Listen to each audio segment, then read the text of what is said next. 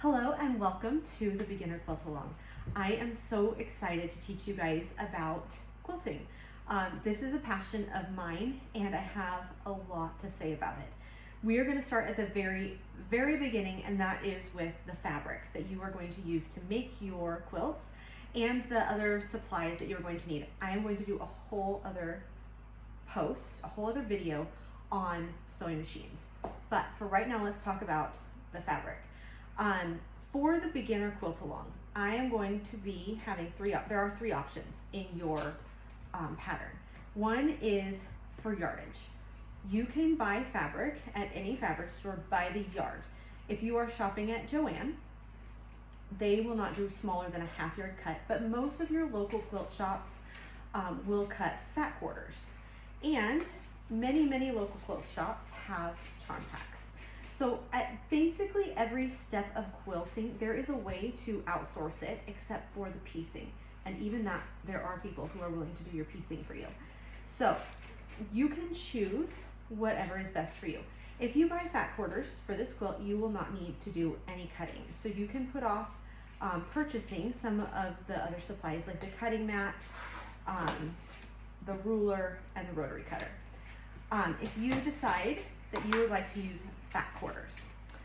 Fat quarters are 18 inches by about 21 inches, and that can vary based on the manufacturer of the fabric. Some fabric is about 40 inches wide, some is 42 inches wide, and I've had it at 43, 44 inches wide. But your fat quarter is going to be 18 inches wide, and then it's going to be half the width of the fabric. So they will cut a half yard, and then they will cut off the fold, and that is what you will get for a fat quarter. If you would like to curate a fat quarter bundle for yourself, you can use basically anything. I work a lot in monochromes, and so I have this little stack that I was going to show you guys, and basically when you are choosing, you're going to want to keep certain colors in the same family. So if you are getting a lot of yellow greens, you're not going to want a green that's kind of a middling green, or a green that is like edging on the blue side if you're trying to keep it cohesive. Now, if you want a really scrappy look, you can get as many colors as you want. I think it is K Facet that says when you're working with 12 prints, it's really important that they all coordinate. But when you have 100 prints, you can have as wild as you want. So you can pick fabric that you like. I prefer limited color palettes. So what that means for me is that I'm always going to leave out at least one color when I'm making a quilt, whether you've decided to work with the Roy G. Biv rainbow, but you're gonna leave out purple, or you don't want any red in your quilt. I find that by excluding one color, the rest of the colors are able to shine, whereas if you have all of the colors, it can be hard for anything to really share its own voice. So I work in limited palettes like that. I especially love these monochromes, but you can pick what sings to you. And if you have questions, your local quilt shop is such a great resource for choosing fabrics. Big scale fabrics are going to work really well in this quilt because we're going to be working with 5-inch squares. But smaller prints will give a lot of texture, and you kind of want a good mix. So you want some big prints with like big florals. Here's my example of a big print. You can see that this is like a 3 or 4 inch circle. And then this would be a small print, okay, very small, little polka dot, if you can see that, and that's just going to give a little bit of texture to the background. Again, really big print, you can see that print, and then really small print. So you're going to want a mix of all of those things, and you're going to want to kind of look at where your colors fall on the spectrum. This is tending towards orange, and this piece is actually tending towards green. So you just kind of want to evaluate what makes you happy when you're choosing your fabric. And then there's yardage. I have made this quilt with just 2 colors, but you could use 4 half yards. You would actually need 20 inches if you were going to do it that way of both sets instead of 18 inches for the half yard. And then you're going to need to get your fabric cut out. You are going to need this ruler, or any ruler kind of like it. You need it to be at least 24.5 inches long. This is because your fabric is going to be about 22 inches long when it is laid out. I'll show you what I mean by that. Fabric has a fold in it, and what that does is it allows you to cut 2 layers at the same time. And then fabric has a selvage edge. So there's a fold edge and the selvage edge. I generally cut with the selvage edge towards myself, and the fold edge further away from me. This is a 1 yard cutting mat, and I cut on the wrong side of the mat. And what I use for measurement is my ruler. This is something that you can really get used to, or you can decide to use the lines on your cutting mat on the other side. The lines on the printed cutting mat are not always 100% accurate, and they can warp over time. And if you cut many times on the same numbers, like a lot of patterns call for 5 inches, 2.5 inches. There's a lot of really common numbers. This 2.5, 5 inch, 10 inch section. We've made so many patterns for jelly rolls, charm packs, and layer cakes that you can wear out those lines on your ruler or on your mat. But if you use the lines on the ruler and you just cut wherever you want on the mat, your mat life is going to be very, very extended. If you are going to be cutting from yardage, you'll want to square up on the side you're going to be working from. What this means is you're going to want a nice straight line right here. And you're going to take your rotary cutter. These blades are extraordinarily sharp. So anytime you set your rotary cutter down, just try and make sure to put your blade guard up so that little children do not accidentally put them in their mouths, so it doesn't fall on your foot. There's a lot of accidents that can be avoided if you keep your blade guards up.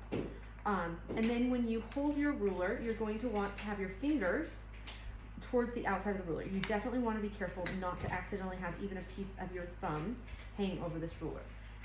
I have done that in the past, and I did end up in the emergency room. These blades are very, very sharp. So what you're going to do is you're going to hold the ruler down, hold the rotary cutter with the blade out, and you are going to push up like this. And then I like to kind of crawl my hand up the mat and just go really slow, especially the first few times, to get this nice straight cut. Okay, and then you have this little tiny string and it just goes in the garbage. Now you're going to cut a 5 inch square. You are going to basically ignore any markings that are on your mat, and you are going to look for the 5 inch line on your ruler. So once you find it, I'm going to turn mine around to make it just a little easier to read. I have had this ruler about 15 years, and it is still going strong. So like I said, it is an investment piece. It is a little pricier than the ones you would get at like a big box store, but it's absolutely worth it. I cannot sing its praises enough. If you want to save selvages, you can cut the selvage off, but right now when we're working as beginners, I wouldn't worry about that just yet. So I'm going to cut myself my first 5 inch strip, and again I'm going to kind of crawl my fingers up my ruler, pushing it towards the mat so that it doesn't slip and slide. But the reason I love these creative grids is that they have these sandpaper dots on the back and they help to grip the fabric. So you will cut your 5 inch strip from your yardage, and then you're going to move the fabric out of the way, and you're going to turn this direction, and you're going to line your ruler up again so that one of the straight lines for the inch mark is right on the edge of the fabric, lined up nice and straight, and we are going to trim off this selvage edge. The selvage right here is on both sides, and it is where the machine that is printing the fabric is going to hold the fabric, and it's also where the finished edge is, so that there's no unraveling while it's in transit or while it's being printed. But the selvage edges do not wash the same as the other edges, and while I have used them in quilts, there tends to be some puckering when you sew with these, especially after they've gone through the wash and everything is done. It's shrinking. With 100% cotton, you are going to get some shrinkage. You do not get very much shrinkage, but you're going to get some. So if you are working from quilting cotton, and I very highly recommend working from quilting cotton, and I very, very highly recommend avoiding polyester. While it may last forever it's going to be a little bit annoying to sew with. It may stretch differently, and quite honestly, it's just not good to have next to your skin. So we are going to pick 100% quilting cotton. Some ways to get less expensive 100% quilting cotton is sheets from like TJ Maxx or Target when they have sales on their 100% cotton sheets. You could get 2 sheets that you like and cut from that, although you will not get the fold and the selvage like I'm talking about. Or you can use t-shirts from like the Goodwill, or not t-shirts, I said t-shirts, like men's shirts that are a woven. You're gonna be looking for a woven 100% cotton material to work with. And we're just going to like lay it out flat, and then we're going to cut it from there once we've gotten the selvage edge off. I love this little print with the little girls. It's Anila Hoey Sherbet Pips, okay? And you just wanna make sure that both sides are getting nice and 5-inch, you want nice 5-inch squares. And then you're going to do this same pattern, the same cutting with your remaining yardage. You're going to cut your strip, and this is the slowest way to do this, but it is also the way to learn. So this is how I teach my kids. You do have to go slow, especially when you're learning to work with a rotary cutter. So pick fabric that you like and that you don't mind spending some time with, and we're just going to cut like that. If you are cutting with a fat quarter, every shop I have ever been to cuts their fat quarters completely differently. I have never been in a shop and been like, oh, they fold their fat quarters just like I fold my fat quarters. I will show you how I fold my fat quarters, and I like it this way because it fits like a file in my storage tubs.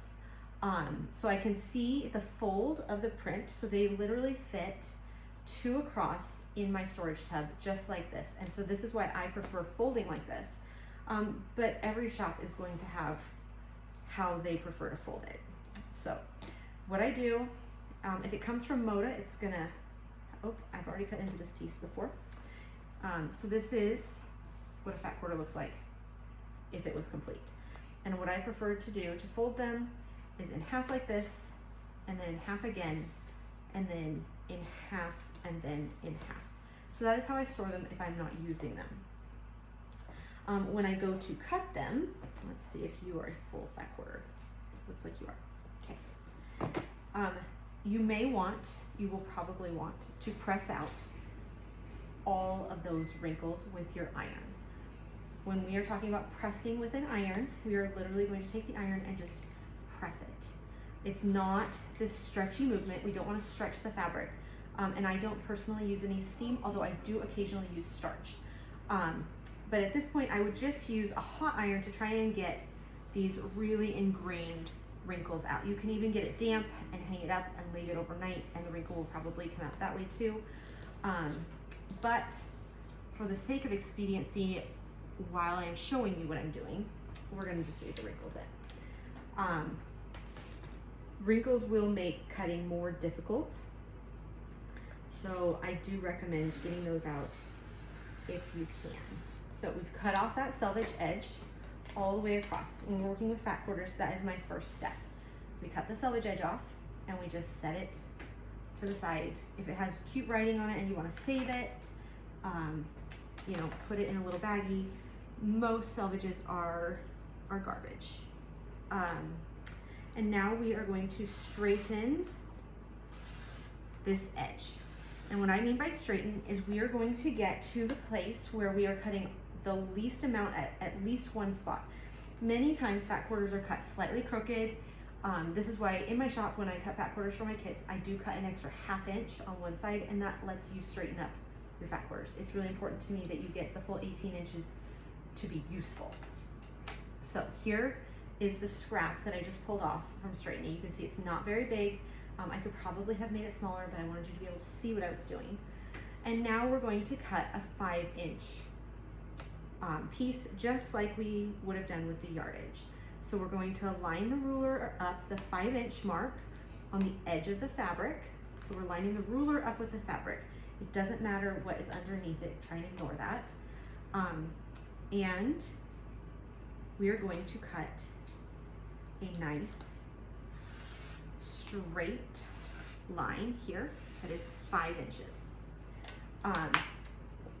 And if I'm working with a fat quarter, what I'm going to do is I'm going to continue to cut all 5 inches of my, like all of my 5-inch pieces all at the same time, so I don't have to get it out again, just like that.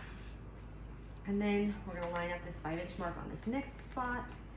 And now we have, from one fat quarter, 3 5-inch strips, and that is the most you will be able to get from a fat quarter. And you will only be able to get, and as long as they were cut properly, 4 going this direction. So you can get 12 5-inch squares from each fat quarter. And that is handy to know if you are working with a pattern that calls for a charm pack. Charm packs almost always have 40 pieces, but you can check with the manufacturer and it'll tell you exactly how many pieces it does have. Now, this is a trick. So if you feel comfortable cutting more than one piece at a time, what I would recommend doing is laying your pieces down nice and straight with each other, and you'll be able to cut, I regularly cut 12 pieces, but I would start with 2 or 3. And you're going to lay these nice and flat together. You're going to pretend like I did press mine, but you want to, when you run your hands over it, make sure you don't feel any wrinkles. You don't want to feel any wrinkles. This is a very textile, texture-oriented business, learning to quilt, and you want to be able to feel, okay, like feel the fabric and make sure it's laying nice and flat. And again, we are going to square up here on this left-hand side. We're going to push down just like this. And we're going to straighten up that little edge. Because fat quarters should be about 21 inches long, you should have enough to cut off the selvage and do a trim on this side and still get all of your fat quarter, or all of your 5-inch squares. So we're going to lay that out, and it's straight on the top, straight on the bottom. If you see that it's not perfectly straight, just lay it out again. But right now I'm going to be cutting 3 at a time. We're just going to be careful. Keep our fingers out of the way. Use our rotary cutter. And now we have 3 5-inch squares. And that's going to go a lot faster because you're doing 3 times the work. Okay, and it does look like this was a well-cut fat quarter. I'm pretty sure I cut it myself. But here we go. And we got 12 5-inch squares from one fat quarter. So to make the quilt that we are making, we will need 9 fat quarters if we want to make it from fat quarters, and you will end up with a scrap about this size. And you can start your scrap basket. So fold that aside. This is a useful piece of fabric. Anything over 2.5 inches, I save. I do know quilters who save even smaller pieces, but I try not to save super small pieces because I would drown in scraps. But you paid for that fabric, and it is valuable. I also save these folds that I cut off from working with yardage. It's a 5-inch piece. It's a nice little fold, and you can see that this one has this cute little girl on it. And I paid for this fabric, and so I want to make sure that I get all the use that I can out of it. There are some garbage pieces, but we try and minimize waste as much as we can. So what you will end up with is these nice 5-inch squares. So that is how you would cut from both yardage or a fat quarter. And if you don't want to cut it all, if this is just not your deal, charm packs. You can get these at almost any local quilt shop. You can order these online from many, many places. I do not personally carry these, but they are easy to find. They usually have pinked edges, so you don't deal with any unraveling if you don't get to them right away. And a lot of people collect these. This is actually part of a collection of this hometown print that this hometown collection that I really, really loved a long time ago. And you will need 3 charm packs to make this quilt, and you will only use 108 of those charms. And there's 42 in a package, so you need 3 to get all that you need, and you'll have a few left over. And that is my very beginner tutorial on fabric and cutting. If you have any questions, definitely send me a DM or leave me a comment. I am happy to answer any questions on this step. Next week, I will go over sewing machines and getting your first seams going. So we will start with actually making the quilt.